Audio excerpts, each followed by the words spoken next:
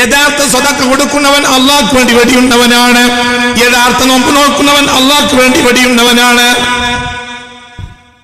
യഥാർത്ഥ ഹജ്ജ് ചെയ്യുന്നവൻ അള്ളാഹ്ക്ക് വേണ്ടി വെടിയുന്നവനാണ്. ഇതൊക്കെ മനസ്സിൽ നടക്കുന്ന പ്രക്രിയകളാണ്, കേവലം കർമ്മമല്ല. കർമ്മം അങ്ങനെ ഇങ്ങനെയൊക്കെ നടക്കും. മനസ്സിലായോ പറഞ്ഞത്? തന്നെ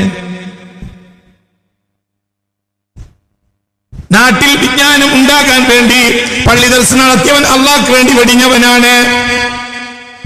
മദ്രസ ഉണ്ടാക്കിയവൻ അള്ളാഹ്ക്ക് വേണ്ടി വെടിഞ്ഞവനാണ്. ദാനം കൊടുത്തവൻ അള്ളാഹ്ക്ക് വേണ്ടി വെടിഞ്ഞവനാണ്. സ്കൂൾ ഉണ്ടാക്കിയവൻ അള്ളാഹ്ക്ക് വേണ്ടി വെടിഞ്ഞവനാണ്.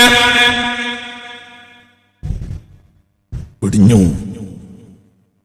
റോഡുണ്ടാക്കിയവൻ അള്ളാഹ്ക്ക് വേണ്ടി വെടിഞ്ഞവനാണ്. അയൽക്കാരനും ഇവനും തമ്മിൽ അതിർത്തിയിൽ തർക്കമുണ്ടായി. അതാണ് അതിര്, ഇതാണ് അതിര്. അപ്പോൾ ഇവൻ എന്ത് ചെയ്ത് അയൽക്കാരനെ വിളിച്ച്, നാലാളെ വിളിച്ച്, ശരി കുറ്റടിക്ക്. എവിടെയാണ് എന്റെ ഭൂമി? കുറ്റടിക്ക്. അപ്പോൾ അയാൾ കുറ്റടിച്ചപ്പോൾ എത്രയോ ഫുട്ട് ഇപ്പുറത്തെ കുറ്റടിച്ച്. ഉറപ്പല്ലേ? ഉറപ്പാണ്. അവിടെ കിട്ടാം. ഇന്ന് മുതൽ അത് നിന്റേത്, ഇതെന്റേത്. അപ്പൊ അയാൾ വെടിഞ്ഞു.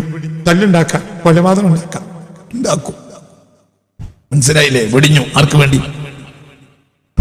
മനസ്സിലായില്ല? ഈ തർക്കം ഇവിടെ അവസാനിക്കണം. മനസ്സിലായില്ലേ? ഞാൻ നരകക്കാരനാണെന്ന് ഇയാൾക്ക് ആഗ്രഹമില്ല. ഇയാൾ പഠിച്ചത് ഞാൻ പൊരുത്തപ്പെട്ടല്ലോ. എന്റെ കൂടി ഞാൻ പൊരുത്തപ്പെട്ടു. ആർക്ക് വേണ്ടി? ഇല്ല. ഞാൻ അവിടെ നരകത്തെ പിടിക്കും, അങ്ങനെയൊന്നുമില്ല. സിറാത്ത് കാലത്തും പിടിക്കും, അങ്ങനെയൊന്നുമില്ല. വിട്ടു. ഈ എവിടെയാണ് കുറ്റടിച്ചോ? ആയിക്കോട്ടെ, ബാക്കി എനിക്ക് എന്റെ റബ്ബെന്നുള്ളൂ.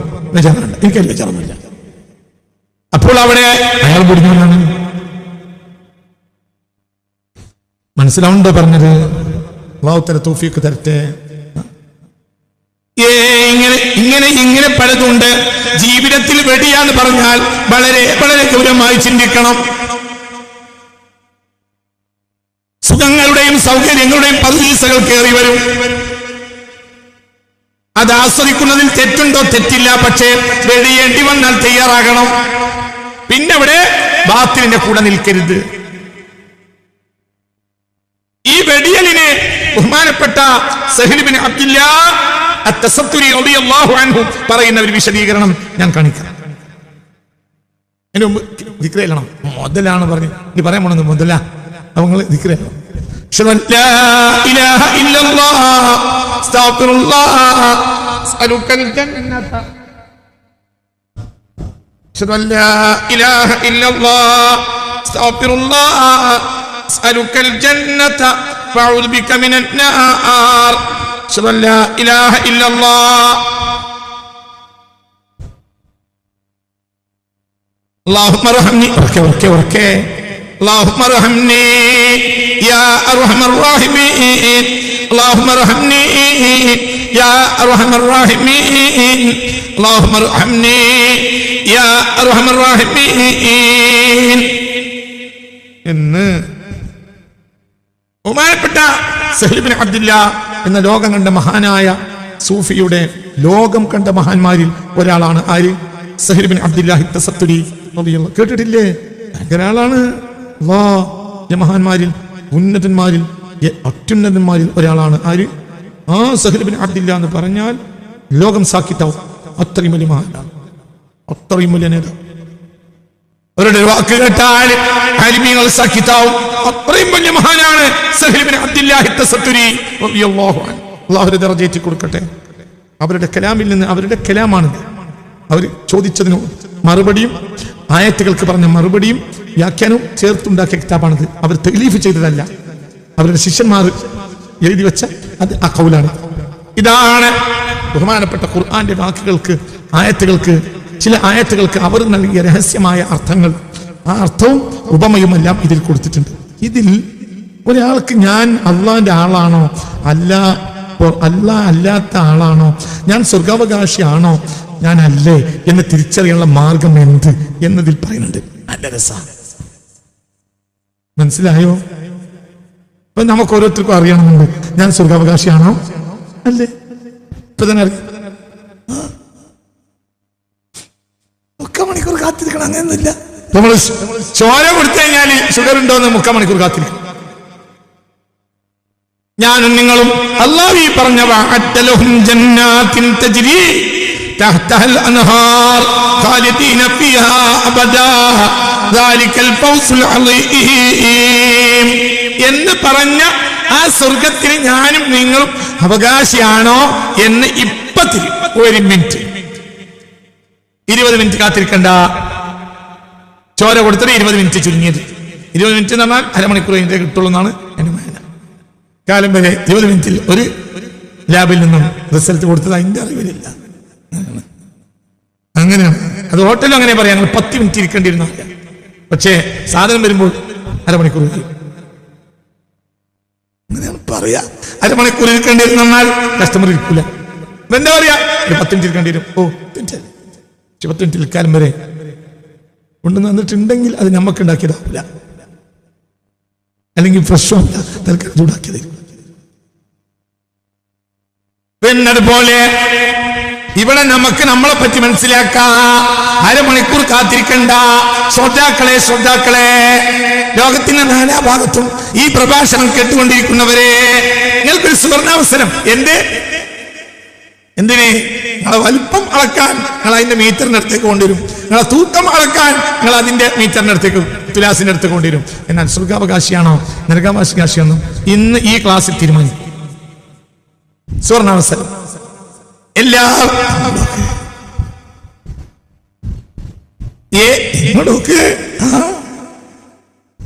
ഇങ്ങോട്ട് നോക്കിയതാ. ഇതിന് പ്രത്യേക പൈസ ഒന്നും വേണ്ട. ദാറുൽ ഖുർആനിൽ സദഖ കൊടുത്താൽ നല്ലതാണ്, അത്രേ ഉള്ളൂ. ലോകത്തിന്റെ നാനാഭാഗത്തുമുള്ള പ്രേക്ഷകർക്ക് ഞാൻ സ്വർഗാവകാശിയാണോ അല്ലേ, ഇത്രയൊക്കെ ആയല്ലോ ക്ലാസ് കേൾക്കണേ, എന്തെങ്കിലും കാര്യം കിട്ടണ്ടേ? അത് ഞാൻ ഏറ്റവും വലിയ മഹാന്റെ കിതാബിൽ നിന്ന് ഉദ്ധരിക്കണം.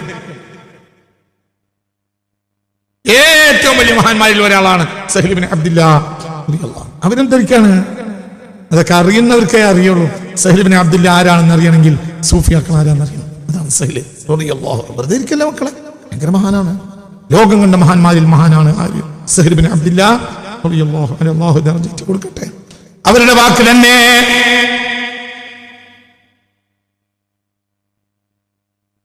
ഒരാളുടെ ചോദ്യത്തിന് മറുപടി പറയാം.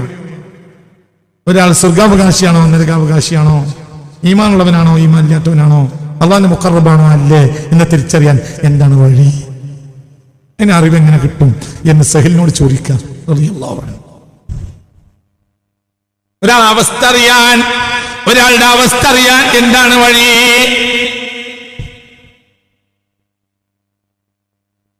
അപ്പോൾ സഹല് പറഞ്ഞ മറുപടി ഞാൻ പറയാണ്. ഏത് പ്രേക്ഷകർക്കും ഇത് സുവർണാവസരമാണ്.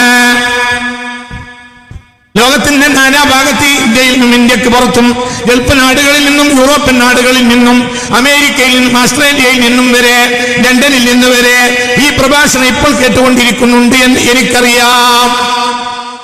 പ്രഭാഷണം കഴിഞ്ഞ് പോകുമ്പോ എന്നെ പലരും വിളിക്കാറുണ്ട്. യൂറോപ്പിൽ നിന്ന് വിളിച്ചിട്ടുണ്ട്, ഇന്നലെയും വിളിച്ചിട്ടുണ്ട്. ലോകത്തിന്റെ നാനാഭാഗത്തും ഈ പ്രഭാഷണം കേട്ടുകൊണ്ടിരിക്കുന്ന ആളുകളുണ്ട്. ഇന്നലെ വിളിച്ചിട്ടുണ്ട്, ഗൾഫുകാർ വിളിച്ചിട്ടുണ്ട്, അല്ലാത്തവർ വിളിച്ചിട്ടുണ്ട്, ഹൈദരാബാദിൽ നിന്ന് വിളിച്ചിട്ടുണ്ട്, ബാംഗ്ലൂരിൽ നിന്ന് വിളിച്ചിട്ടുണ്ട്. ഇന്നലത്തെ പ്രസംഗം കേട്ടു എന്ന് പറയും. അപ്പൊ ഇതാ നിങ്ങൾക്കെല്ലാം നിങ്ങളോടുള്ള വല്ലാത്തൊരു ഇഷ്ടം കാരണം നമുക്കെല്ലാം ഇതാ ഞാനൊരു മീറ്റർ കൊണ്ടുവരികയാണ്. എന്തിന്? ഞാൻ സ്വർഗക്കാരനാണോ നരകക്കാരനാണോ എന്ന് അളക്കാൻ വല്ലാതൊന്നും ബുദ്ധിമുട്ടണ്ട. ഇപ്പോൾ തന്നെ ഈ ഇരുത്തത്തിൽ മനസ്സിലാവും. ഞാൻ സ്വർഗക്കാരനാണോ ഞാൻ നരകക്കാരനാണോ, ഞാൻ അല്ലാഹുവിന്റെ മുഖറബാണോ ഞാൻ അല്ലാഹുവിന്റെ മുഖറബല്ലേ എന്ന് മനസ്സിലാക്കാൻ ഒരു സുവർണാവസരം ഇത് പറയാൻ പോവാ.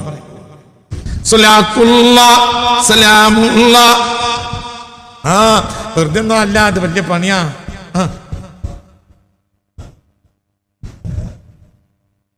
توسلنا ببسم الله وبالهادي رسول الله وكل مجاهد لله وأهل البدير يا الله صلاة الله سلام الله على طه رسول الله صلاة الله سلام الله على ياسين حبيب الله إلهي سلم الأمة ومن هم ومن أمة بأهل البدير يا الله صلاة الله سلام الله അലാ താഹ റസൂലില്ലാ. ഇതാ ഇന്നേക്ക് ശേഷം എനിക്ക് ഇനി ഇത് അറിയില്ല എന്നാരും പറയുന്നത്. സുവർണാവസരം. ഞാൻ സ്വർഗക്കാരനാണോ ഞാൻ നരകക്കാരനാണോ ഇപ്പോൾ ഇപ്പോൾ ഇപ്പോൾ ഇപ്പോൾ എന്ന് തിരിച്ചറിയാൻ ഇതാ സുവർണാവസരം. ദാറുൽ ഖുർആന്റെ മുറ്റത്തിരാ അതിനെ മീറ്റർ സ്ഥാപിക്കാൻ പോവുകയാണ്. ഇതാ സുവർണാവസരം. ഞാൻ സ്വർഗക്കാരനാണോ ഞാൻ നരകക്കാരനാണോ എന്നറിയാൻ സുവർണാവസരം. എന്താണ് പറയുന്നത്? ചിന്തിച്ചോ. ഖീല ലിസഹ്ൽ ഇബ്നു അബ്ദുല്ലാഹ് എന്ന്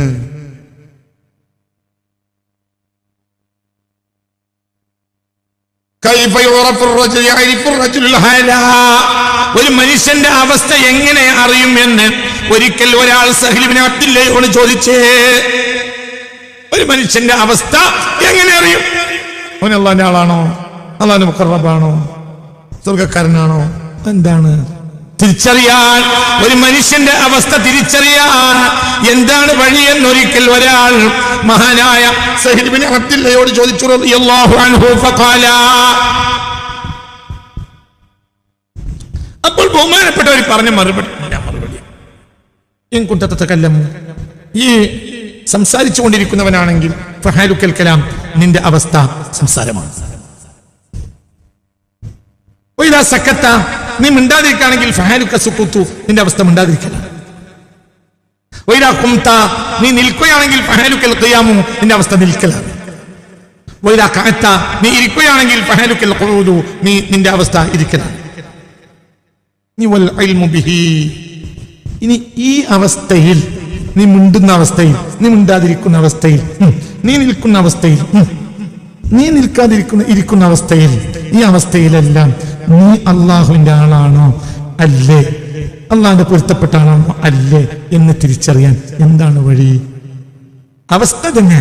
ഈ മിണ്ടാണെങ്കിൽ നിന്റെ അവസ്ഥ മിണ്ടലാണ്, നിന്നെ മിണ്ടാതിരിക്കുകയാണെങ്കിൽ നിന്റെ അവസ്ഥ മിണ്ടാതിരിക്കലാണ്, നീ നിൽക്കുകയാണെങ്കിൽ നിന്റെ അവസ്ഥ നിൽക്കലാണ്, നീ ഇരിക്കുകയാണെങ്കിൽ നിന്റെ അവസ്ഥ ഇരിക്കലാണ്. ഇനി ഈ അവസ്ഥയിൽ നീ അള്ളാന്റെ ആളാണോ അല്ലേ?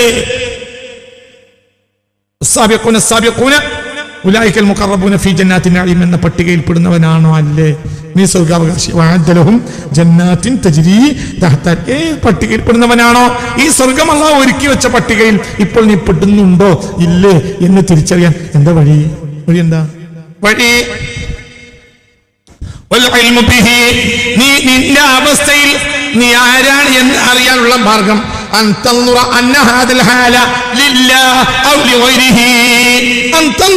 നീ നോക്കണം. ഈ അവസ്ഥയിൽ നീ അള്ളാഹ്ക്ക് വേണ്ടിയാണോ നീ സംസാരിച്ചത്? അള്ളാഹ്ക്ക് വേണ്ടിയാണോ നീ അള്ളാന്റെ ആളാണ്? നീ മിണ്ടാതിരുന്നത് അള്ളാഹ്ക്ക് വേണ്ടിയാണോ? അള്ളാന്റെ ആളാണ്. നീ നിന്നത്, നീ അവിടെ ഒരു മജ്‌ലിസിൽ നീ എണീറ്റുന്നത് അള്ളാഹ്ക്ക് വേണ്ടിയാണോ? ഈ അള്ളാന്റെ ആളാണ്. ഒരു മജ്‌ലിസിൽ എല്ലാവരും ഇന്നപ്പോ ഈ ഇരുന്നു, അത് അള്ളാഹ്ക്ക് വേണ്ടിയാണോ? ഈ അള്ളാന്റെ ആളാണ്. ഇനിയോ എങ്കിൽ അള്ളാഹ്ക്ക് വേണ്ടിയാണ് നീ മിണ്ടിയതെങ്കിൽ, അള്ളാഹ്ക്ക് വേണ്ടിയാണ് നീ മിണ്ടാതിരുന്നതെങ്കിൽ, അള്ളാഹ്ക്ക് വേണ്ടിയാണ് നീ എണീറ്റ് നിന്നതെങ്കിൽ, അള്ളാഹ്ക്ക് വേണ്ടിയാണ് നീ ഇരുന്നതെങ്കിൽ, അള്ളാഹ്ക്ക് വേണ്ടിയാണെങ്കിൽ നീ എന്ത് ചെയ്യുക? ഇസ്തഖറത അലൈഹാ, അതിന്മേൽ നിലകൊണ്ടു പോവുക. ആരാളാണ്? അതല്ല അള്ളാഹ്ക്ക് വേണ്ടി അല്ല നീ നിന്നതെങ്കിൽ നീ ആളാകണം.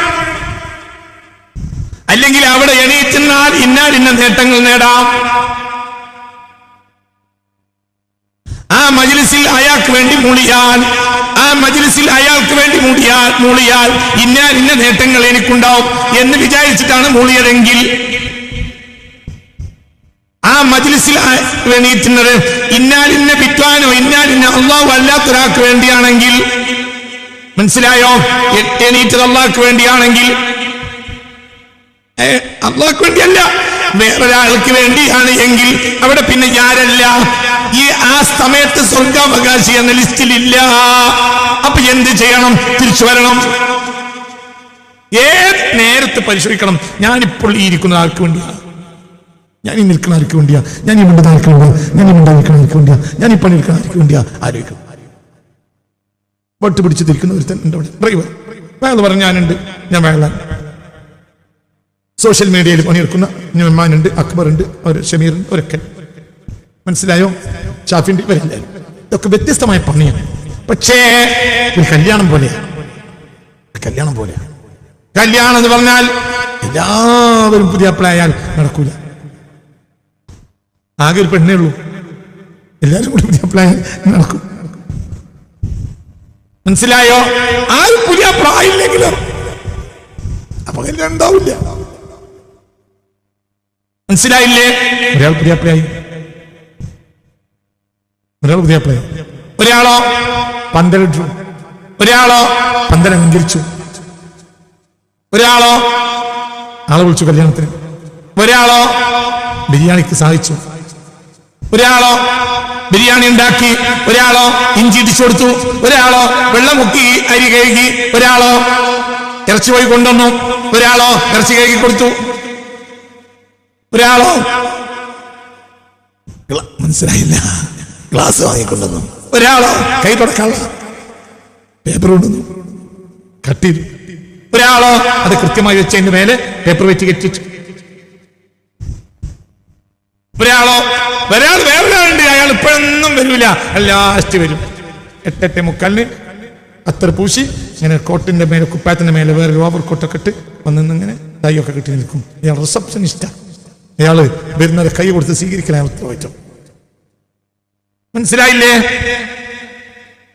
ഇവരുടെ എല്ലാവരുടെയും പണി വ്യത്യസ്തമാണെങ്കിലും ലക്ഷ്യം ഒന്നാണ്. എന്താ ലക്ഷ്യം? കല്യാണം നന്നാവണം.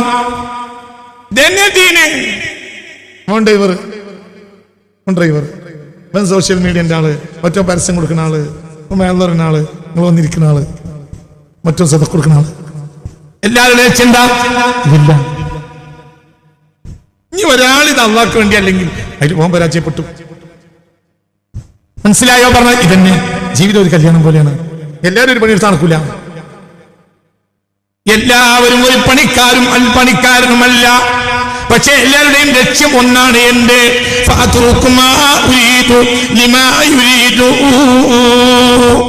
ഞാൻ ലക്ഷ്യം ഒന്നാണ്. എന്താ ലക്ഷ്യം?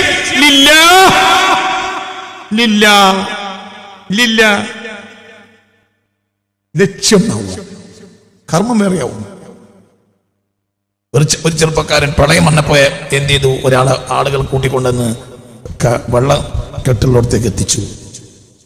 ഒരാൾ തോണി ഒഴിയാൻ തയ്യാറായി. ഒരാളോ തോണിയും കരയും തമ്മിൽ അകലമായപ്പോൾ ഒരാൾ പുറം ചരിച്ച് നിന്നെടുത്തു, പുറത്ത് ചവിട്ടി.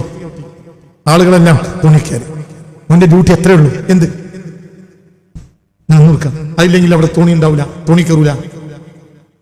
വേറെ ആളുണ്ടാവും. ഇവരെല്ലാവരും കഷ്ടപ്പെട്ട് മഴയും കൊണ്ട് പൊരയും ഇറക്കിക്കൊണ്ടുവന്നവര്. അവന്റെ ഡ്യൂട്ടി എത്രയേ ഉള്ളൂ.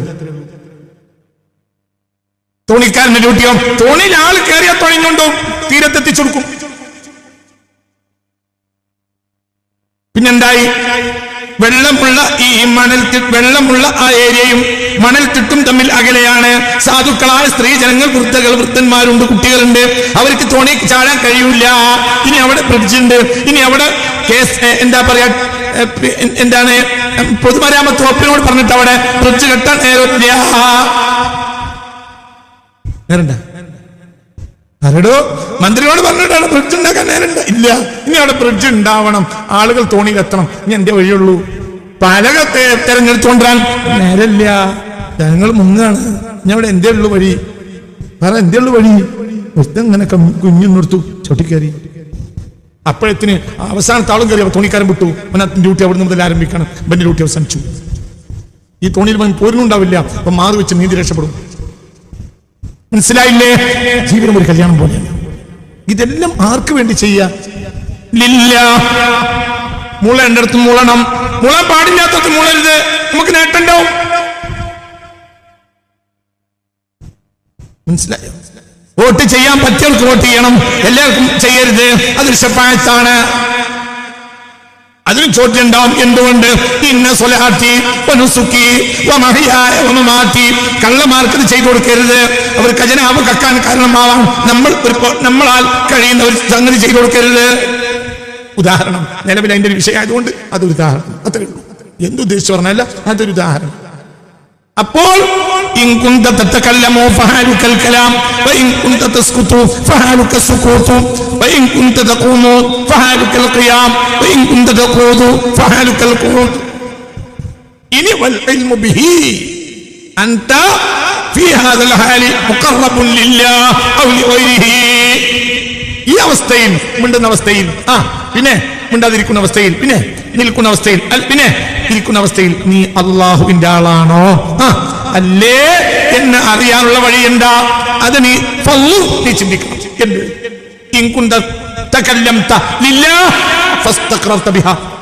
അള്ളാഹ്ക്ക് വേണ്ടിയാണോ മിണ്ടിയത്? ഇമ തന്നെ മുന്നോട്ട് പോയിക്കോ. അല്ല, നീ അള്ളാഹ്ക്ക് വേണ്ടിയല്ല അത് ചെയ്തതെങ്കിൽ മനസ്സിലാക്കും. അപ്പൊ അവസാനിപ്പിച്ചോ, മിണ്ടൽ നിർത്തിക്കളാം. നീ മിണ്ടണ്ട, തൗബ ചെയ്തളാ മിണ്ടീന്. മനസ്സിലായില്ല? ഇവിടെ മുണ്ടിയത് ആൾക്ക് വേണ്ടിയല്ല. മക്കളെ പറ എന്താണ് ഇവിടെ? والسابقون الأولون من المهاجرين والأنصار والذين اتبعوهم بإحسان أعد الله لهم جنات رضي الله عنهم ورضوا عنه أعد الله لهم وأعد لهم جنات وأعد لهم جنات. എന്താണ് ഇവർക്ക് സ്വർഗ്ഗം ഒരുക്കി വെച്ചത്? ഇവര് നാടുപേക്ഷിക്കേണ്ടി വന്നത് അള്ളാഹ്ക്ക് വേണ്ടിയാണ്. ഇതിനകത്ത് എല്ലാവരും ഉപേക്ഷിക്കണം എന്നല്ല. വേണ്ടി വന്നാൽ ലോകത്തൊരാൾക്ക് അങ്ങനത്തെ സാഹചര്യം ഉണ്ടായാൽ,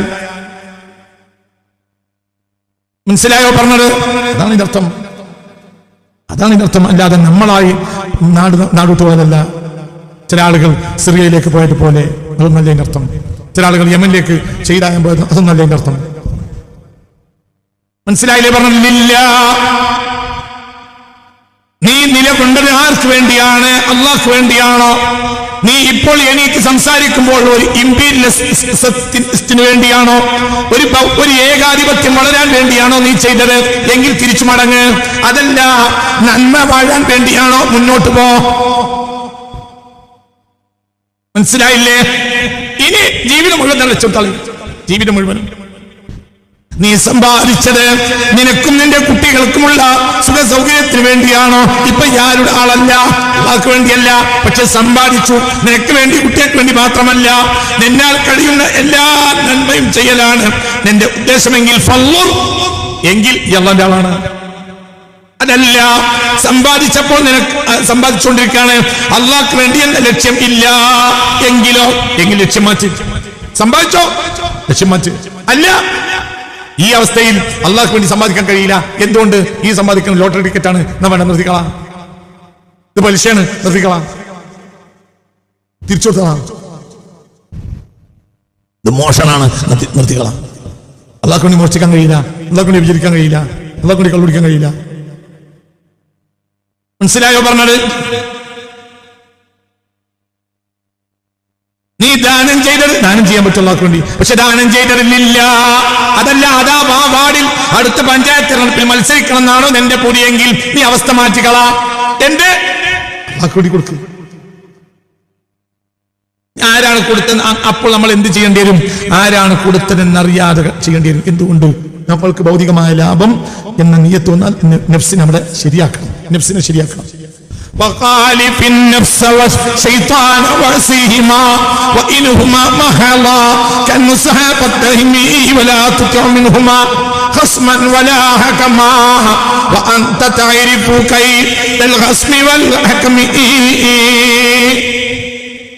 നഫ്സിനെ, നഫ്സ് എപ്പോഴും മനുഷ്യനെ ഇന്ന നഫ്സ ലഅമ്മാറത്തുൻ ബിസൂ പരിശോധിക്കണം. ഇതെന്നെ നീ എന്തിനാണ് നീ ചെയ്തത് പരിശോധിക്കുക.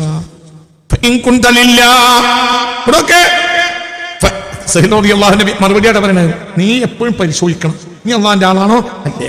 ഈ അവസ്ഥയിൽ നീ നിനക്ക് വേണ്ടിയാണോ അത് ചെയ്യണമെങ്കിൽ മാറ്റിയിട്ട് എന്ത് ചെയ്യാ? അള്ളാഹ്ക്ക് വേണ്ടിയാക്കുക. അതല്ല, അള്ളാഹ്ക്ക് വേണ്ടി ആ പണി ചെയ്യാൻ പറ്റൂലേ, എന്നാ അപ്പത് ഒഴിവാക്കാം. പറഞ്ഞത് മോനെ മനസ്സിലായില്ലേ? എല്ലാ പണിയും പിന്മാറലല്ല. ആ പണി, ചില പണിയെ നിയ്യത്ത് മാറ്റേണ്ടി വരും, ചില പണിയെ മാറ്റേണ്ടി വരും. മനസ്സിലായില്ല? ഇപ്പൊ നമ്മൾ എന്താ ചെയ്യുന്നത്? താലിമാവുക. ഞാൻ എന്താ വെള്ളം അറിയാം, അള്ളാഹ് കൊണ്ട് ചെയ്യാൻ പറ്റുമോ? പറ്റും. പക്ഷെ നമുക്കൊന്നും ചെയ്യാൻ പറ്റും? നമുക്ക് വേണ്ടിയാ നമ്മളെ ചെയ്യണമെങ്കിൽ അവസ്ഥ മാറ്റാം. നമ്മൾ ആരിലേക്കാക്കുക?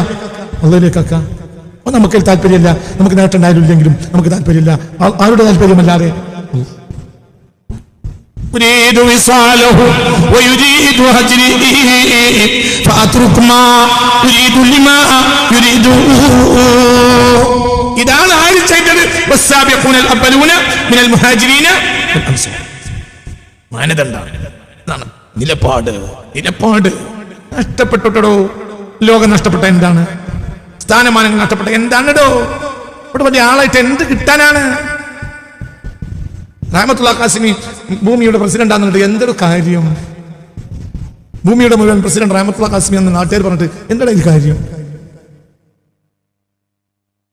2 ദിവസം 4 ദിവസം 10 ദിവസം അവർ പറയും, കഴിഞ്ഞാൽ പിന്നെ ചെലത്തെ നമ്മൾ പണി കഴിഞ്ഞു, പിന്നെ നമുക്കില്ല. സത്യല്ലേ? പറ. പിന്നെയില്ല സമർത്ഥനായ സീസറും പ്രസിദ്ധനായ ഹോമറും സമത്വമറ്റ സോളമൻ തുടങ്ങിയുള്ള വിജ്ഞരും എരിഞ്ഞടങ്ങി കാലചക്ര വിഭ്രമത്തിലെങ്കില് നിനക്കു പിന്നെ എന്തു ശങ്ക, മാറ്റമൊന്നുമില്ലതിൽ. എല്ലാവരും പോവും. ഇവരൊക്കെ ആരായിരുന്നു? സീസർ ആരാ സീസർ? ഞങ്ങൾ വിചാരിച്ച് റോമൻ പട്ടാളം സീസർക്ക് ഇഷ്ടമായിരുന്നു. ആരെ? ക്ലിയോപാട്രയെ സീസറിന്റെ ബെഡ്റൂമിൽ എത്തിക്കാൻ വേണ്ടിയാണ് റോമൻ പട്ടാളം കടലും കടന്ന് മെഡിറ്ററേനിയനും കടന്ന് നേരെ വന്നത് അലക്സാണ്ട്രിയയിലേക്ക്. അലക്സാണ്ട്രിയയുടെ പുത്രിയാണ് ആര്? ക്ലിയോപാട്ര. BC 64 സീസർ വരുന്നത്. സീസറുടെ കൊടുങ്കാറ്റ് പോലെയുള്ള ആക്രമണം കഴിഞ്ഞില്ല.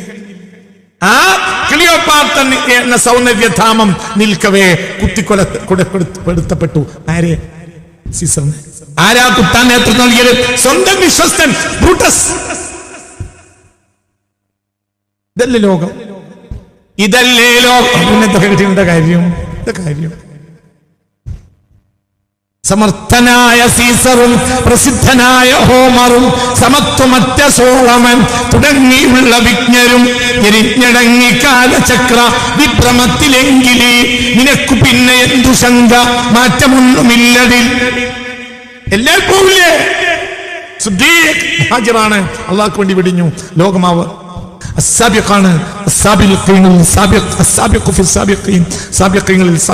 ആര്? സയ്യിദ്ന സയ്യിദ്ന സിദ്ദീഖ്, സയ്യിദ്ന ഫാറൂഖ്, സയ്യിദ്ന ഉസ്മാൻ, സയ്യിദ്ന അലിയുൽ മുർത്തള. ആ നാമം നിലനിൽക്കുന്നില്ലേ?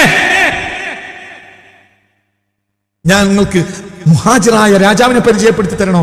ഉമർ ബിൻ അബ്ദുൽ അസീസ് റളിയല്ലാഹു അൻഹു. പിൽക്കാലഘട്ടക്കാർ പറഞ്ഞത് അമവി ചക്രവർത്തിമാരിൽ ഉമർ ഉണ്ടായത് ഫിർഔനിൽ മുഅ്മിനായ ഉണ്ടായതുപോലെയാണ്. അങ്ങനെ പറഞ്ഞവരുണ്ട്, അങ്ങനെ പറഞ്ഞവരും ഉണ്ട്. അപ്പം ഈ ചക്രവർത്തിമാരിൽ ഉമർ ബിൻ അബ്ദുൽ അസീസിന്റെ സ്ഥാനം ഫിർഔൻമാരുടെ കൂട്ടത്തിൽ മുഅ്മിനിന്റെ സ്ഥാനം പോലെയാണ്. അങ്ങനെ പറഞ്ഞവരുണ്ട്. അങ്ങനെയുള്ള ആളാണ്. മനസ്സിലായില്ല? സുഖലോലുപന്മാരായ രാജാക്കന്മാരും എന്തൊക്കെയാ ചെയ്തു കൂട്ടിയത് എന്നൊന്നും ഇപ്പൊ പറയുന്നില്ല. അതിനിടയിൽ ഒരാളുണ്ടായി, ഒരു ഹജ്ർ ചെയ്ത ആള്.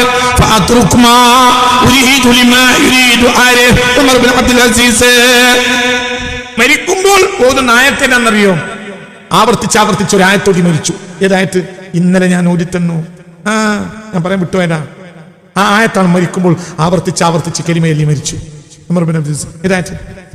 തിൽക്കദ്ദാറുൽ ആഖിറ نجعلها للذين لا يريدون علوا في الأرض ولا فسادا والعاقبة للمتقين.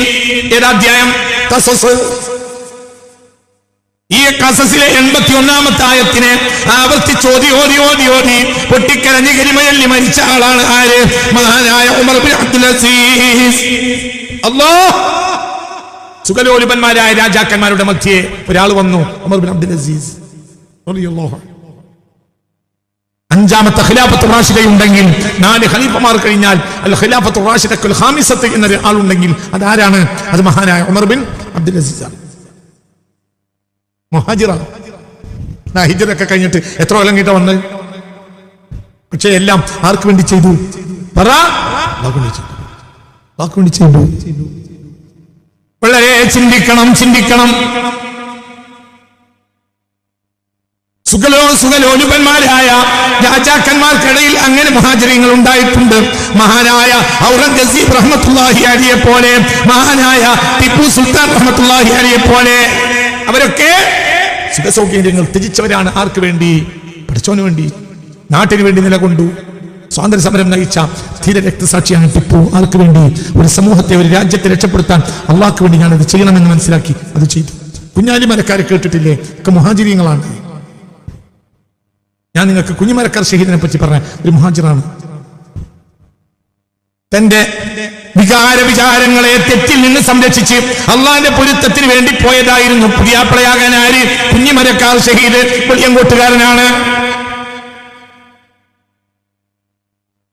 അങ്ങനെ പുതിയാപ്പിള വന്ന് ഇശ നിസ്കാരം കഴിഞ്ഞ് പുതിയാപ്പിള വന്ന് പുതിയണ്ണിന്റെ വീട്ടിന്റെ മുറ്റത്തെ പന്തലിരിക്കാണ്. കുഞ്ഞിമരക്കൂർ ഷഹീദിനെ കേട്ടിട്ടില്ലേ? ഒരു മുഹാജിറാണ്. വല്ലദീന തബഊഹും ബിഇഹ്സാൻ. ചിന്തിക്ക്, പുതിയാപ്പിള അങ്ങനെ നിക്കാഹിനായിട്ടില്ല. ആരോ വരാൻ നേരം വൈകി. കാളിയാരോ പെണ്ണിന്റെ വാപ്പയോ ആരോ വരാൻ കാത്തിരിക്കണം. അപ്പോൾ ആ സദസ്സിൽ ഇങ്ങനെ സംസാരിക്കുമല്ലോ. എന്താ സംസാരം? ഫ്രഞ്ചുകാര് വെളിയങ്കോട് തീരത്തിൽ നിന്ന് ഒരു പാവപ്പെട്ട ചെറുപ്പക്കാരത്തിയായ ഒരു പെൺകുട്ടിയെ തട്ടിയെടുത്ത് കപ്പലിൽ കയറ്റി കൊണ്ടുപോയിട്ടുണ്ട് ഉൾക്കടലിലേക്ക് വ്യഭിചരിക്കാൻ.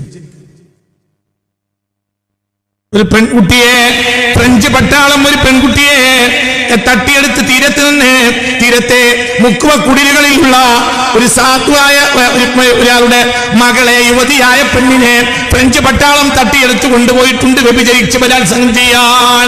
ഇത് ഈ മനുഷ്യൻ കേൾക്കുന്നത് നിക്കാഹിന് ഇങ്ങനെ ഇരിക്കുമ്പോഴാണ്. അപ്പോൾ അദ്ദേഹം അവിടെ നിന്ന് എണീറ്റു. അങ്ങനെ ഉണ്ടായോ? എങ്കിൽ നിക്കാഹ് എടുക്കട്ടെ, ഞാൻ പോരാ, ഒറ്റ പോക്ക്. രണ്ട് കാര്യം വിചാരിച്ചു. എന്തുകൊണ്ട്? നിക്കാഹ് കഴിഞ്ഞിട്ട് പോകാൻ കഴിഞ്ഞപ്പോ ഒരു പെണ്ണിനെ വിധവയാക്കണ്ട, അവള് വേറെ ആരെങ്കിലും പുതിയ പെണ്ണ ഭർത്താവ് പതിയെ കൂട്ടെ പോയി. കിട്ടിയ ഒരു തോണിയും എടുത്ത് ഫ്രഞ്ച് പട്ടാളത്തിലെ കപ്പലിലേക്ക് ചെന്നു. എന്നിട്ട് ഫ്രഞ്ച് പട്ടാളത്തിന്റെ കപ്പലിൽ കയറി അവരുമായി വലിയ ഘോര യുദ്ധം നടത്തി. ആ പെൺകുട്ടിയെ രക്ഷപ്പെടുത്തി കിട്ടിയ തോണിയിൽ കരയിലേക്ക് അയച്ചു. ഫ്രഞ്ച് പട്ടാളം അദ്ദേഹത്തെ കഷ്ണമാക്കി. കേരളത്തിൽ 8 സ്ഥലത്താണ് ഈ മനുഷ്യന്റെ ഖബറുള്ളത്.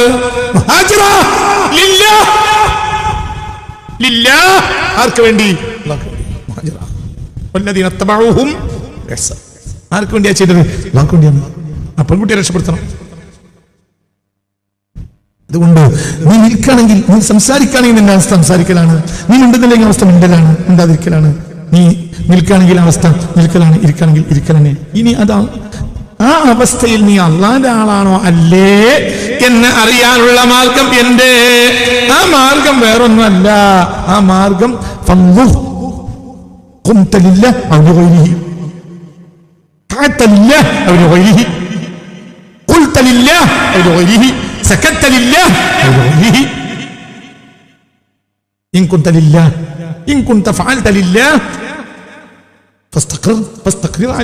അങ്ങനെ പോയിക്കോ.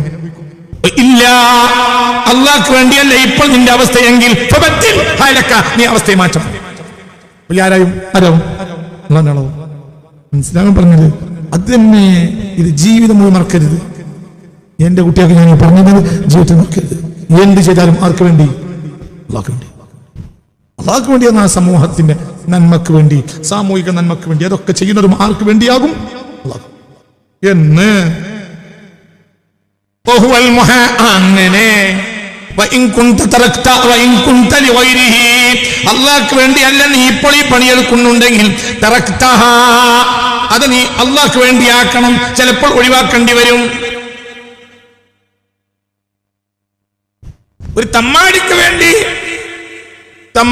വേണ്ടി ഒരു മജ്‌ലിസിൽ എണീറ്റുന്നു. ഒരു മോശപ്പെട്ടവന് വേണ്ടി എണീറ്റുന്നപ്പോഴാണ് മനസ്സിൽ തോന്നിയത്, മനസ്സിൽ വന്ന് പഠിച്ചവൻ അള്ളാന്റെ ആളല്ലല്ലോ, കള്ളനല്ലേ. അപ്പൊ അവിടേക്ക് ഇരിക്കണം. ഇരുന്നിട്ട് പറയാ, ഞാൻ എണീറ്റുന്നപ്പോ ശ്രദ്ധിച്ചില്ല, കഴിച്ചുപോയി, ഞാൻ പിന്തുടരുന്നു, ഞാനില്ല, എന്റെ പിന്തുണയില്ല എന്നപ്പ പറയണം. മനസ്സിലാകാൻ പറഞ്ഞത്. ഇതാണ് വഹിയൽ മുഹാസബ, ഇതാണ് വിചാരണ. അല്ലത്തി അമറ ബിഹാ ഉമർ ബിൻ ഖത്താബ് റളിയല്ലാഹു അൻഹു, ഹാസിബു അൻഫുസകും ഖബ്ല അൻ തുഹാസബു വസിനു അൻഫുസകും ഖബ്ല അൻ തുസനു എന്ന് പറഞ്ഞിട്ടുണ്ട്. ആര്? Umar bin Khattab. ആര് പറയാ? സഹൽ പറയാ റളിയല്ലാഹു അൻഹു. വഹിയൽ മുഹാസബ, അതാണ് നീ നടത്തേണ്ട വിചാരണ. മുത്തുനബി പറഞ്ഞിട്ടുണ്ടല്ലോ, ഹാസിബു ഖബ്ല അൻ തുഹാസബു, നിങ്ങളെ വിചാരണക്കെടുക്കുന്നതിന് മുമ്പ് നിങ്ങൾ വിചാരണ ചെയ്യണം എന്ന് പറഞ്ഞിട്ടില്ലേ മുത്തു മുഹമ്മദ് മുസ്തഫ? ഇതിന്റെ ഒരു എക്സ്പ്ലനേഷൻ പറഞ്ഞിട്ടുണ്ട് ഉമർ ബിൻ ഖത്താബ് റളിയല്ലാഹു അൻഹു. അപ്പൊ ഒരു വിചാരണ ഉണ്ട്, ഹദീസിൽ ഒരു വിചാരണയുണ്ട്. ഉമർ ബിൻ ഖത്താബ് തങ്ങളുടെ വാക്കിൽ ഒരു വിചാരണയുണ്ട്. അതേതാ? അതാത് അവസ്ഥയിൽ നമ്മൾ പരിശോധിക്കുക, ഞാൻ ഈ ചെയ്തത് ലില്ലാഹ് ഔ ലിഗൈരില്ലാഹ്. ലില്ലയാണെങ്കിൽ അഅദ്ദലഹും വഅദ്ദലഹും, അപ്പൊ നമ്മളെ എവിടെ പെടും? വല്ലദീന തബഊഹും ബിഇഹ്സാനിൽ പെടും. വഅദ്ദലഹും റളിയല്ലാഹു അൻഹും, അപ്പോൾ അല്ലാഹു നമ്മളെ തൊട്ട് തൃപ്തിപ്പെടും. വഅദ്ദലഹും, നമുക്ക് വേണ്ടി അല്ലാഹു തആല ഒരുക്കി വെക്കും ജന്നാത്തിൻ തജ്രി തഹ്തഹൽ അൻഹാർ ഖാലിദീന ഫീഹാ അബദാ. ദാലികൽ ഫൗസുൽ അളീം എന്ന്